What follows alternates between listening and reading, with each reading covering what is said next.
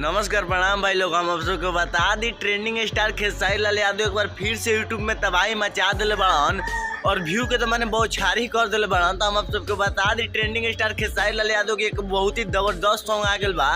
अब तेल लगा दी सरसों के जो मैंने 5 मिनट के अंदर ही 50,000 व्यू क्रॉस कर रखते, यानी हमारे भोजपुरी इंडस्ट्री के लिए बहुत ही बड़ा बात बा।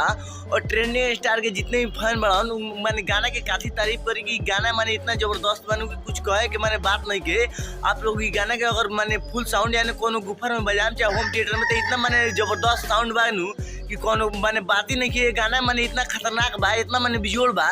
तो लोग सब जाए ये गाना के जबरदस्त शेयर करी और ये वीडियो को नीचे लिंक मिल जाए कमेंट में, वो तहाँ से जाके ट्रेंडिंग स्टार खेसारी लाल यादव के गाना के पूरा जबरदस्त प्यार दी। तो चलिए मिला जाए कैसे कोनो और अपडेट में, तब तक के लिए बाय। वीडियो कैसा लगा रहा लोग बताएं। लोग अगर वीडियो थोड़ा सा भी अच्छा लगा लोगे तो वीडियो को लाइक और चैनल को सब्सक्राइब जरूर कर दें।